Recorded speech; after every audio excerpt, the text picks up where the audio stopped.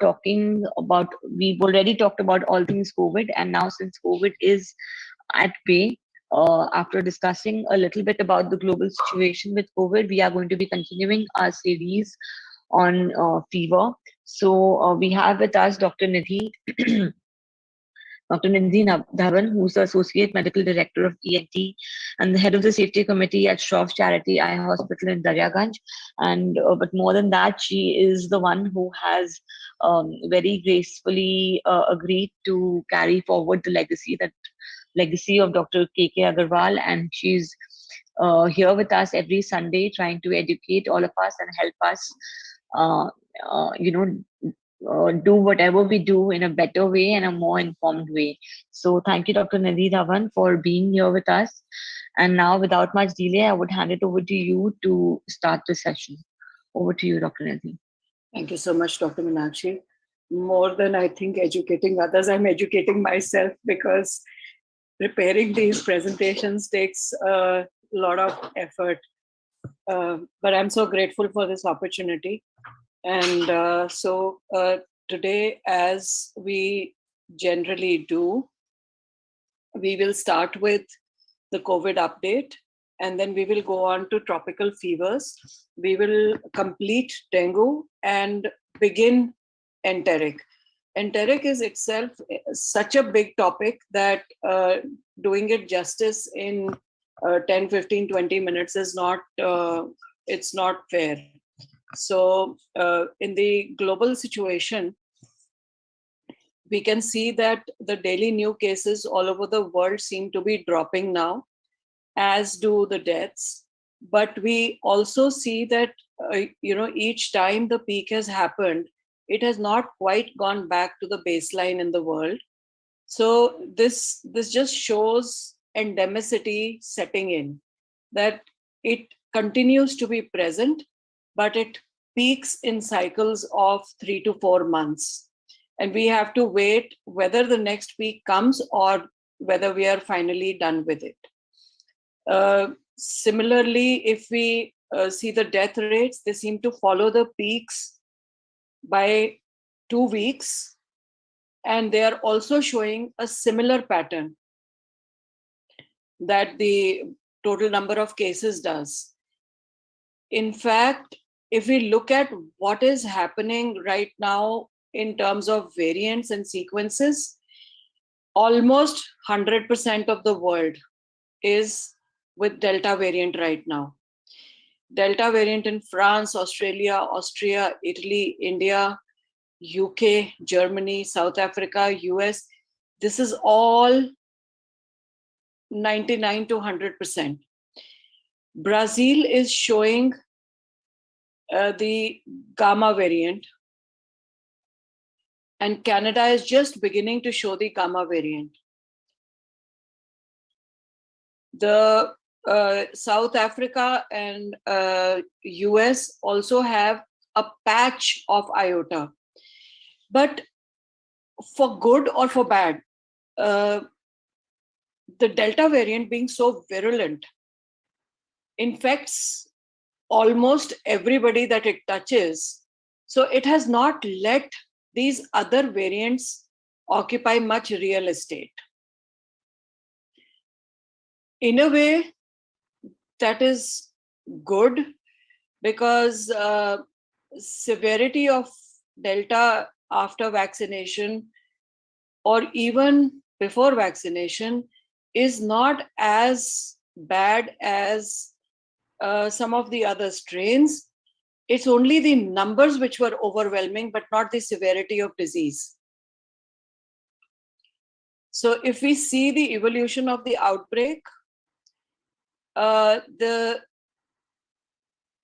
orange one is India, the green one is US. India is come down, US is coming down. Brazil has never really, I mean, it's like up, down sort of kind of a pattern. And Turkey has shown some peaks. But largely now the world is here. whereas US is kind of coming down now.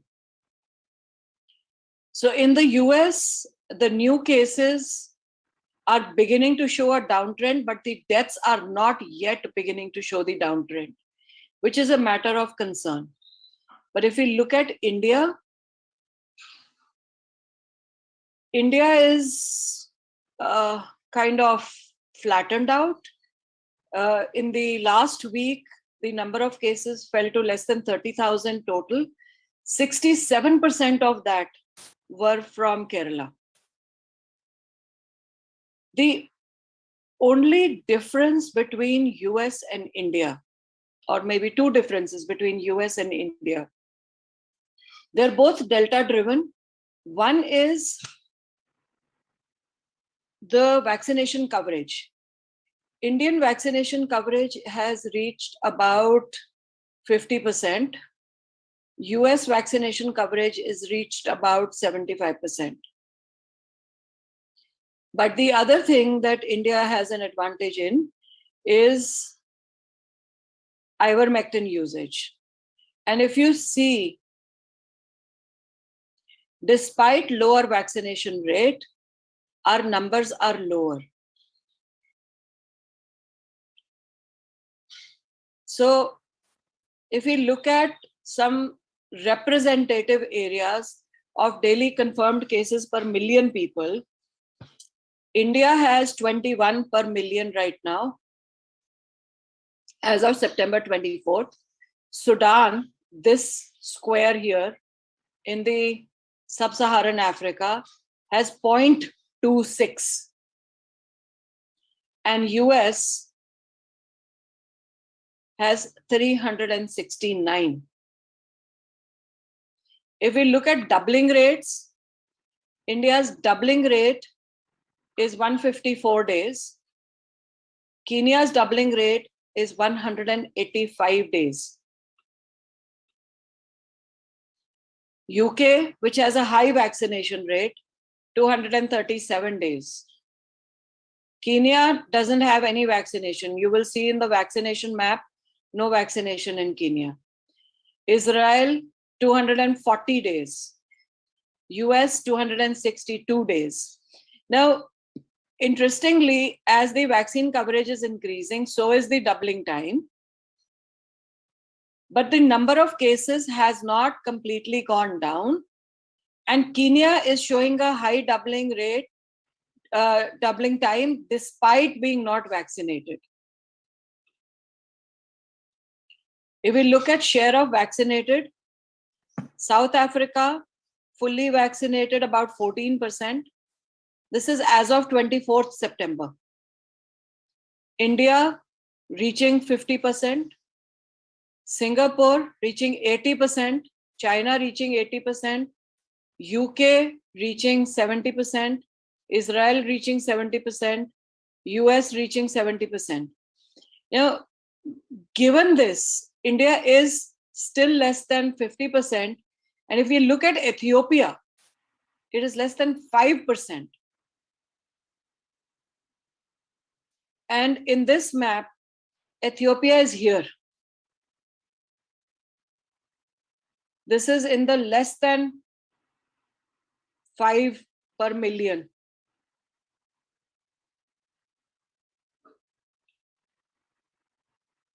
Total vaccine doses given, we know that we have the maximum number of doses given, even though our coverage of population is as yet just 50%. US has nearly covered 60% of the population. There are some countries which are less populated and which have covered more. So you see here the entire continent. Least vaccine coverage, maximum HIV and immunocompromise, and ivermectin usage. No emergence of variants from here, and least number of new cases per million here. That's not to say that you shouldn't get vaccinated, because vaccine is definitely the way forward. But there is something which is going in favor of Africa, and that seems to be the usage of ivermectin in the last 35 years. This is the, again, share of people who have received at least one dose. So here, 90% in China, 80% in US, 60% in India, and less than 10% in most of Africa. If we look at India, as of 24th September, I told you that it has fallen below 30,000, which is a very, very healthy sign. However, the thing is that it is about 62% from Kerala. That is not showing any change.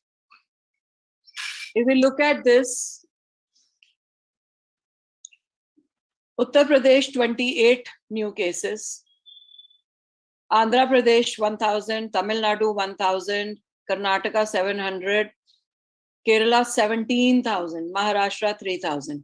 All these places are still showing Delta. Goa has nearly 78% vaccine coverage with at least one dose using ivermectin. Graph is going down. Delhi has nearly 60% vaccine coverage using ivermectin. Graph is going down. Kerala has nearly 70% vaccine coverage, not using ivermectin. The graph is not even showing the signs of flattening. And here also it is Delta. If we look at COVID cases in India, active cases are 0.9, cured, discharged, or migrated are a majority, nearly 98%, and deaths have been less than 2%, less than 1.5%. Total samples tested till now, you can see that number, 55 million.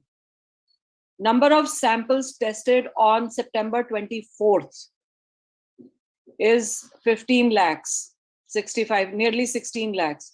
So testing is still on. And interestingly, now home test kits have been introduced. And if any of you has any experience with those kits, I would love to hear about that. But I think that's a good step forward because CDC is now not testing unless you need hospitalization. So we will not get true numbers from US. If we look at 100% coverage of first dose among 18 plus population, first dose, Lakshadweep, Chandigarh, Goa, Himachal, Andaman, Sikkim, these are all states which have nearly covered their population and which have covered at least one dose 100%. So if we look at Goa, Goa's graph is going down. If we look at Chandigarh, graph is going down. Himachal graph is going down. Sikkim, it is kind of flattening now, but it will begin to go down. Lakshadweep, it is going down. So vaccination definitely helps. Now we'll come to tropical fevers. We'll finish what we had started with dengue, and then we will move on to typhoid. We will kind of introduce typhoid today, and we will then finish typhoid in the next one. I think one whole day will be needed for typhoid. So common tropical fevers that we see here are malaria, dengue, which make the majority, and then typhoid, scrub typhus, leptospirosis, and chikungunya. Most of these come with high-grade fever, headache, body pain, and some respiratory symptoms, which makes differentiation between them clinically slightly challenging. Most of them have general treatment plans that can be initiated before you reach a complete diagnosis. So if we look at the incubation period, the short incubation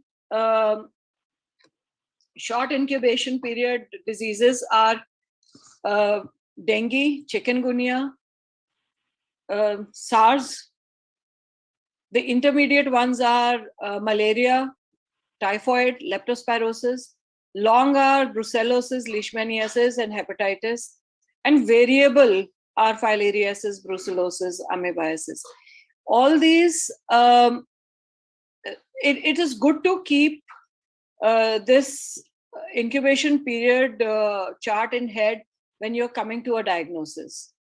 By the WHO classification in 1997, dengue was classified into simple dengue fever or the breakbone fever, dengue hemorrhagic fever or the DHF, and the dengue shock syndrome or the DSS. In 2009 and 2012, they revised this classification into dengue without warning signs, dengue with warning signs, and severe dengue. Now, what advantage this did was that it created clinical management algorithms that could be included with the classification. The tiger mosquito, this striped legs that you see is so classical, and you can even make it with without the microscope. You can make it with bare eyes. This is the Aedes aegypti, which carries dengue. So criteria for dengue, for probable dengue, is if you live in an endemic area or have traveled to an endemic area, fever, and any two of the following criteria: nausea, rash, aches and pains, positive tourniquet test, leukopenia, and any of the warning signs. Leukopenia is important here. In the warning signs, there is abdominal pain or tenderness, persistent vomiting, clinical signs of fluid accumulation like pleural effusion or ascites, mucosal bleeds from gums, nose, or in the urine, lethargy and restlessness, liver enlargement more than 2 centimeters, and increasing hematocrit with rapidly falling platelet count. These are warning signs. Criteria for severe dengue are signs of plasma leakage leading to shock, fluid accumulation with respiratory distress in and around the lungs, severe bleeding, severe organ involvement of the liver, CNS, or the heart and other organs. The clinical course of dengue is it shows viremia in the first 2 to 3 days. Then the antibodies begin to rise. Initially, it is IgM. As it reaches chronicity, IgG adds in. The hematocrit begins to fall around the 3rd to 4th day. Then it rises if the clinician is alert to fluid balance, and then will fall again around the 6th day when you expect the shock to set in. The platelets are normal at first, and in this phase where the hematocrit is rising, this is the critical phase. They fall to the lowest, and then in recovery, they begin to rise again. The potential clinical issues in early viremic phase, when the patient is feeling very sick and when the fever is high, are dehydration. In the phase in which the platelets fall, it is shock, bleeding, and organ failure. And in the recovery phase, it is fluid overload from reabsorption. So when we actually make good the fluid for dengue patients, we have to be extremely careful of the fluid that we rate of fluid inflow that we give. Temperature is either the saddleback or a continuous high. So this rises and then falls and then rises slightly again, like a typical saddle.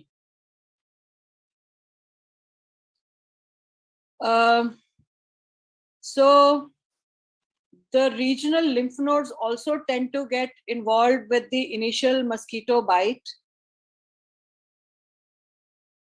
If you look at this, the initial local and regional immune response is with dendritic cells, which are incidentally the ones which get most affected by dengue, and platelets which get affected by dengue, megakaryocytes.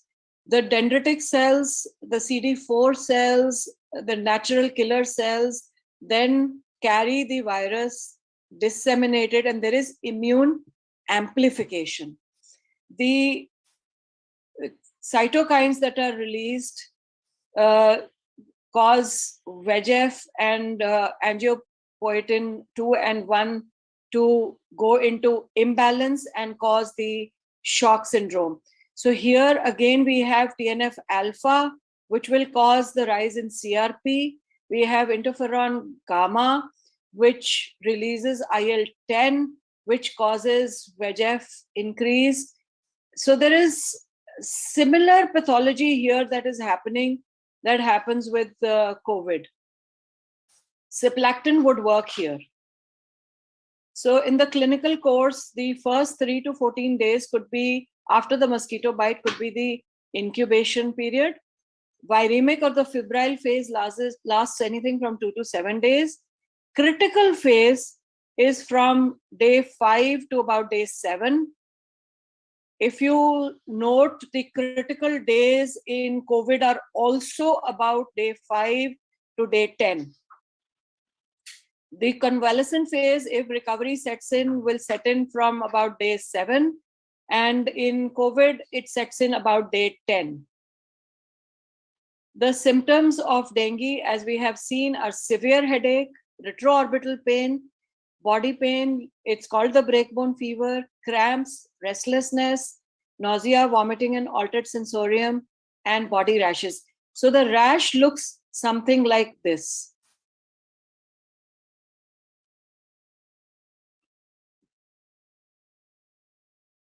The treatment of, and this will blanch on pressure.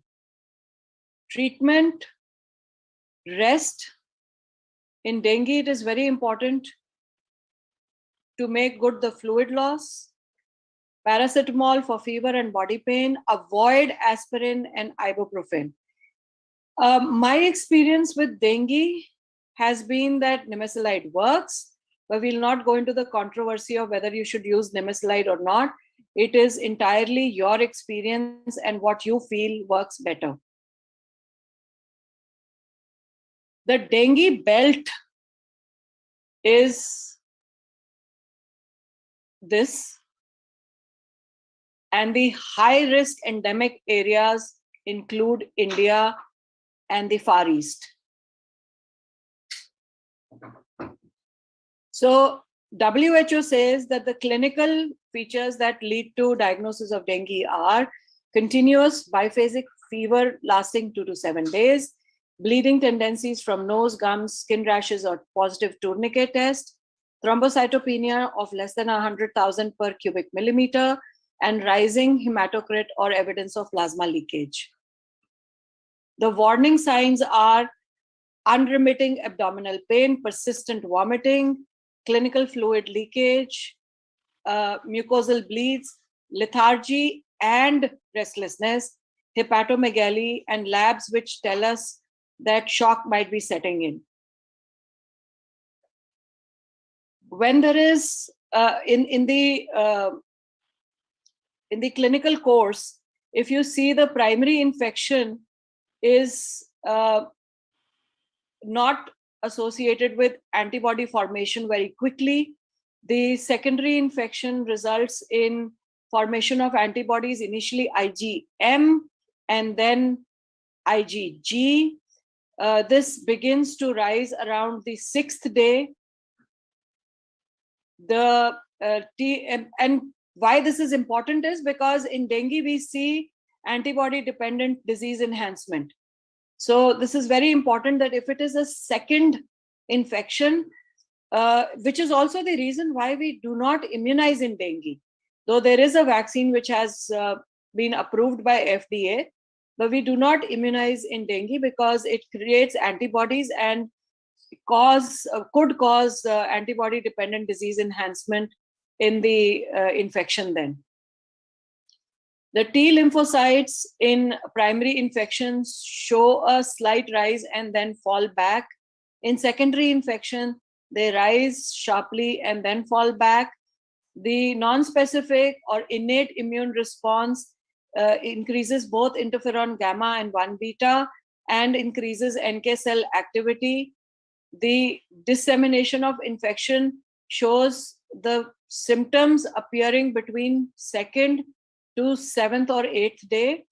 The days between 6th to 10th are the period of high risk for hemorrhage and shock. So febrile phase is 2 to 7 days. The critical phase is 7 to 10 days. And then there is a period of recovery. The fever is typically saddleback. And in the critical phase, we actually go down. This is the time not to become complacent. The platelets are the least in this period and need to be followed. For 2 days, if the platelets are showing a rising trend, only then you should discharge the patient.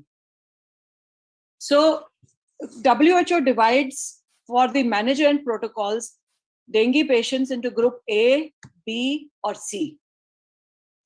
Group A are the ones who do not have any warning signs, who are able to tolerate oral fluids, and who are able to pass urine at least every 6 hours. These patients are good for home management. Group B have any comorbidity. These are the patients who have either pregnancy or extremes of age, have diabetes or hypertension or obesity. Now notice these are the same ones that we consider in COVID. There are social criteria that WHO includes in group B, which is if the patient is staying alone and has no care provider, or is living far and cannot reach care quickly enough. There are any existing warning signs are also included in group B. Group C are the critical patients. These are the ones who have respiratory distress, severe fluid leakage, or evidence of shock, evidence of multiple organ failure, or bleeding. Now, the group B requires inpatient management, and group C requires emergency critical care. When we find that the patient's hemodynamic parameters are getting deranged, we have to start isotonic solutions like normal saline or ringer lactate at, and this is important, this is critical, at 5 to 7 milliliter per kg per hour for 2 hours, and then reduce, because these patients can easily go into fluid overload also, and then reduce according to clinical response. Gradually reduce infusion after the critical phase when urine output is stable and the parameters become stable. The criteria for discharge are improving hematocrit, increasing platelets, no fever for 48 hours, no respiratory distress, and clinical improvement noted over 48 hours. So even if the patient has been okay for 1 day, he is not discharged from care, everything has to be noted for 48 hours. Now, given the fact that dengue is the breakbone fever, how do we differentiate dengue from chikungunya, which is the other fever which causes pains and aches? So the duration of disease for chikungunya is 1 to 2 weeks, and the duration in dengue is variable. It can even go on up to 4 to 7 weeks. This came as a surprise to me, frankly, because I thought that chikungunya is of a longer duration. Initial symptoms in chikungunya are fever, joint pain, muscle pain, headache, eye infection, and rashes. Whereas in dengue, it is fever, joint pain, headache, and rashes. So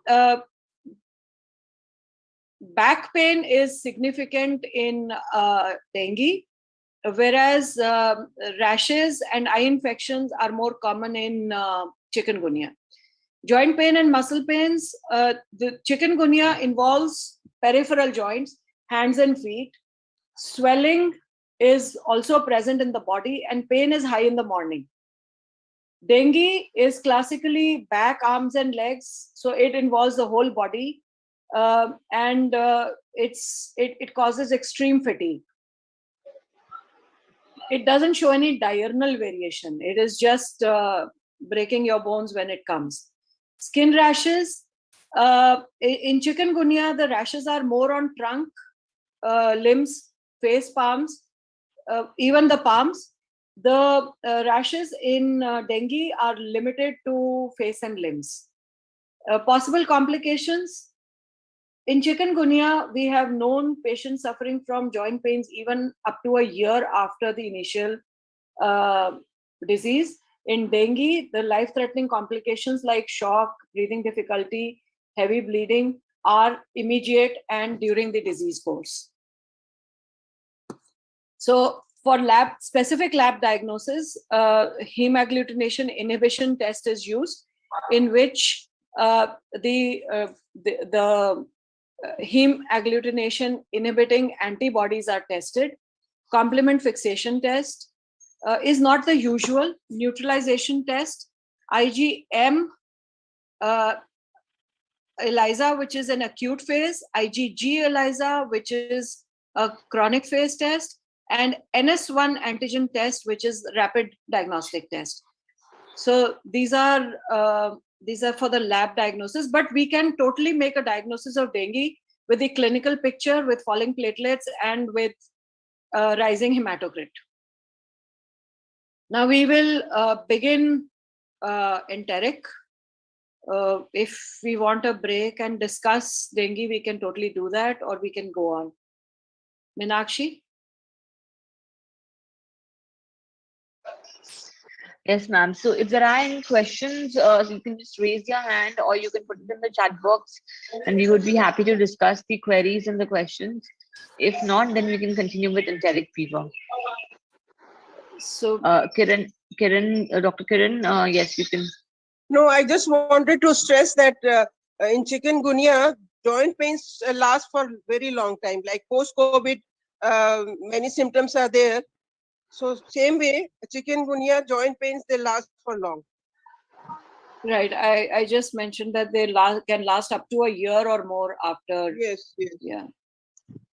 And Dr. Kapoor is asking, can Mephthal be given for high fever? Yes, it can be.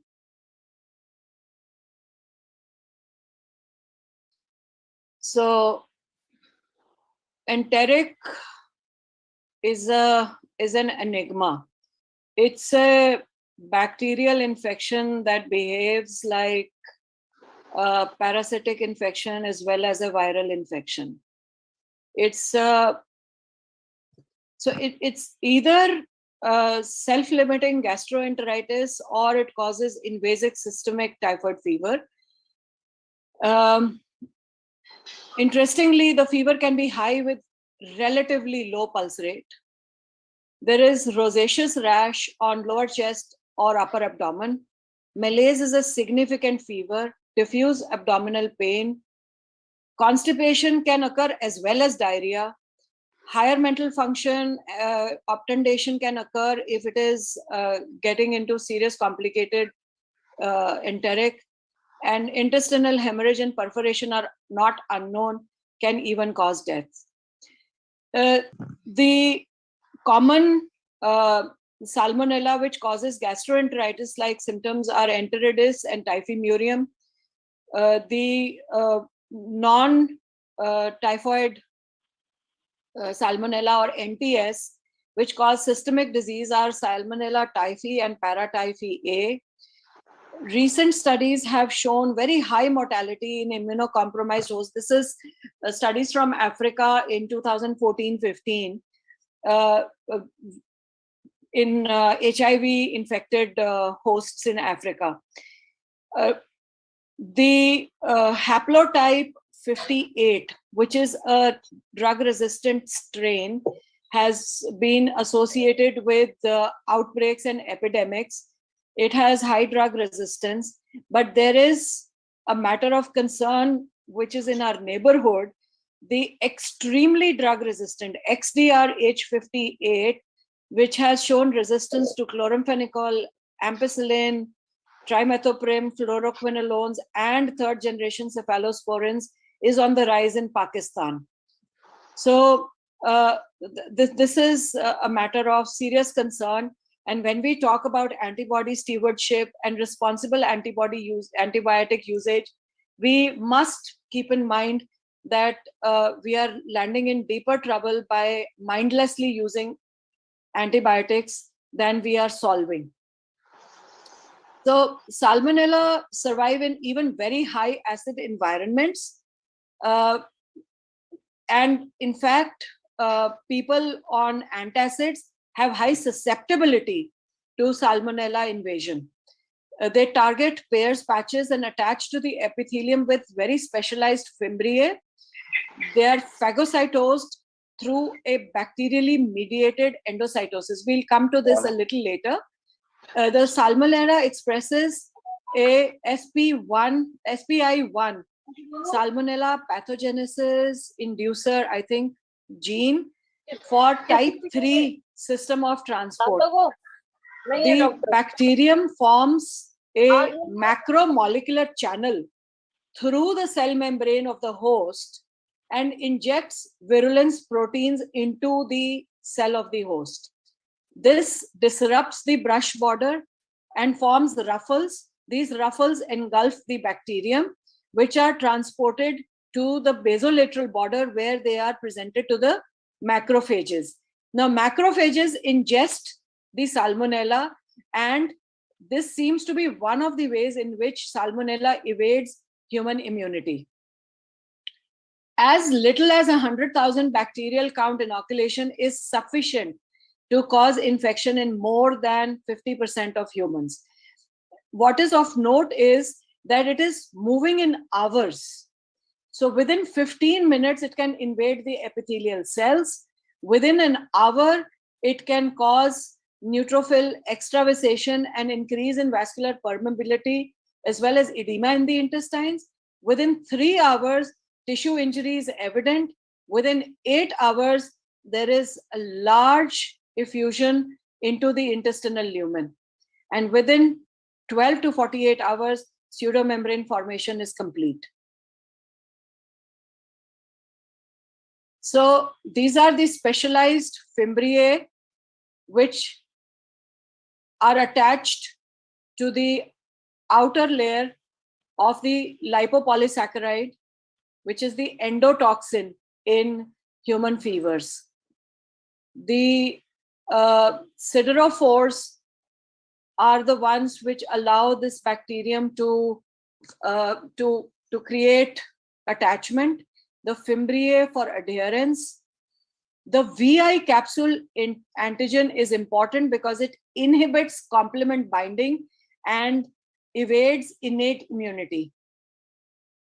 The cytotoxin, this inhibits host cell protein synthesis, which causes calcium influx into the host and promotes adherence. O antigen, which inhibits the phagocytosis and phagocyte killing. So it has several immune evading mechanisms. How does it evade innate immunity in humans? The VI polysaccharide prevents the recognition by toll-like receptors and evades immune surveillance. It is protected within the cytoplasm of macrophages. The Salmonella pathogenicity island 2, we had taken SPI1, but SPI2 also codes for prevention of attachment of other intracellular oxidizers. NADPH oxidase and NO synthase cannot enter the vesicle which is carrying the Salmonella. The SPI2 also codes for another type 3 transport channel. Now, this is intracellular. The SPI1 codes for extracellular type 3 transport channels. So they enter the initial intestinal cell through SPI1, and within the cell, they use SPI2. So they inject SSEG, SSEF, and CFA into the vacuole, altering macrophage cytoskeleton. So the bacteria is then carried by the cytoskeleton to the Golgi apparatus, where it multiplies using the host machinery. At the initial stage, it is the IL-6, IL-8, and TNF-alpha which are released. At this time, Mephthal P will totally work. It will work better than paracetamol. The second stage, where it has already been phagocytosed by the macrophages, IL-1, IL-6, and TNF-alpha are released. Again, Mephthal P will continue to work. In the stage where it has now started multiplying, Salmonella has started multiplying, it releases IL-2 and IL-18, which is how it manipulates the T cell, natural killer cell, and dendritic cell immunity.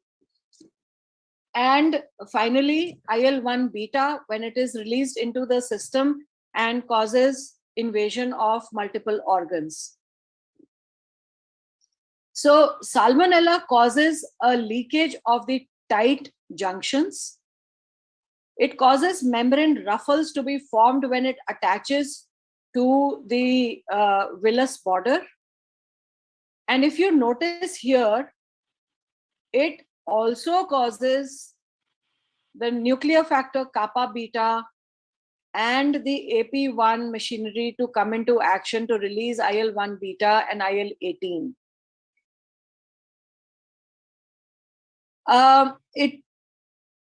It's conjectural. I have not read it anywhere, but if nuclear factor kappa beta and AP are involved, then ivermectin should totally work here also.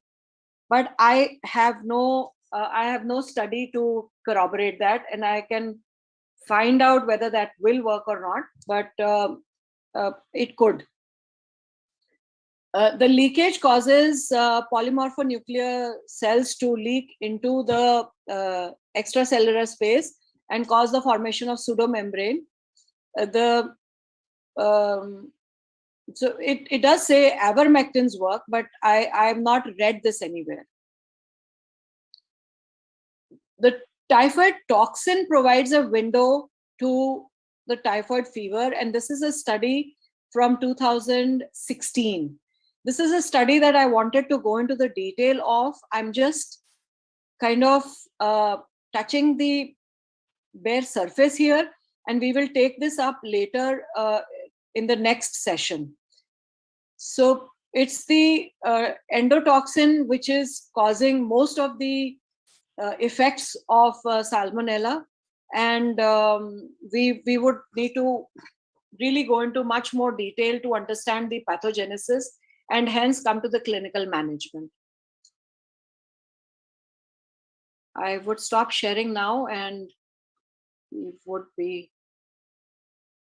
So the best time for the NS1 test is when you have rising viremia around the 5th day here. So the NS1 test will be best done around the 3rd to 5th day.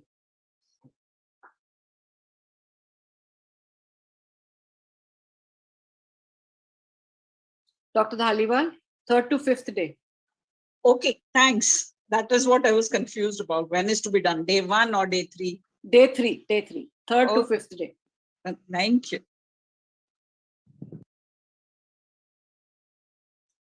And what about dengue serology, IgM, IgG? IgM, IgG will only start happening again 3rd day onwards, but initially the levels are very low. You will get them in the critical phase, but you will get them in the convalescent phase also. IgM sooner than IgG.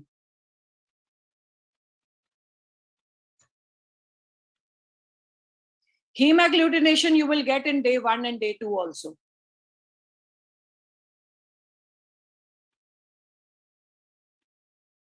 I think is it a lab test? No, it is not a lab test.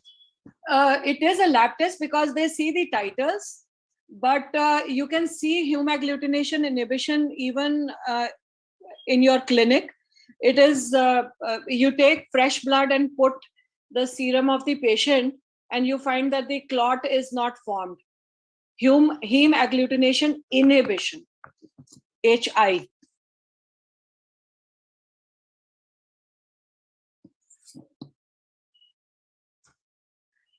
So the floor is open for questions. If there's anyone who would like to discuss something or if there's a case. When it becomes positive hemoglobin annotation test, which day it is best day? Best to sir, matlab, I think if we clinically suspect dengue, then the most critical tests to do are hematocrit and platelet.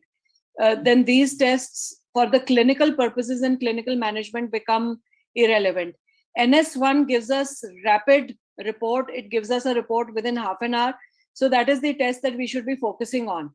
For the sake of academic completion, I think these tests need to be mentioned, but they are not clinically relevant to our management.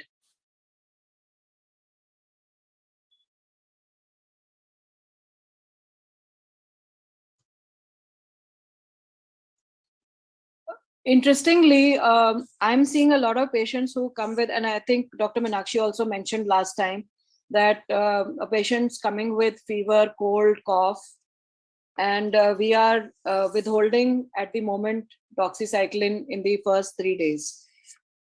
If they get better, then it was a normal viral illness. So Zoe is ZOE. Zoe is a app-based surveillance that UK is following on its patients, and they have released a lot of data on symptoms of COVID, and their recommendation is that 2 years ago, if you had a cough, cold, and fever, it would be considered a harmless flu. But today, if you have a cough, cold, and fever, then you should stay masked at home, isolate till you're sure that it is not COVID. And if the home testing kits are as cheap as 500 rupees, then we should be using them. But giving the patient a clear chit that this was not COVID requires us clinicians to be alert to the fact it could be COVID, even if it is a mild one. Absolutely. Good morning. I am Dr. V.K. Arora. Ji, sir. Till what day NS1 comes positive? Suppose a patient comes on the 7th day. Sir, I'm not sure. I think Meenakshi will answer that. NS1 should be positive till day 7, day 8. I'm just confirming that. Because this is a virus associated. It is non-structural protein. So it should be only in the viremic phase, but I'm not sure. It should be there, but some people say that in first 3 days, the chances are much more. So the third day, it is rising. Day 7. After day 7, NS1 is not recommended. Yeah. Yes, yes. I think Up to 7th day, we can do. Serology is beneficial. After that, serological test would help. Yes, after that, serology.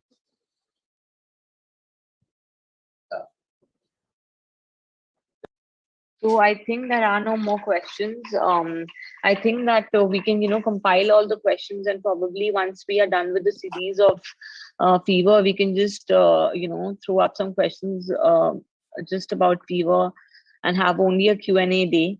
That might help all of us. So once again, thank you, Dr. Nidhi, for doing this with us every week and sparing your Sunday mornings for us. And a big thank you to all of you who have joined and who are motivating us to do this and continuing the good work that Dr. K.K. Agarwal started. So thank you. We'll be back next week with some more information on fever. Until then, goodbye. Thank you so much. I think it is a big motivator for me also.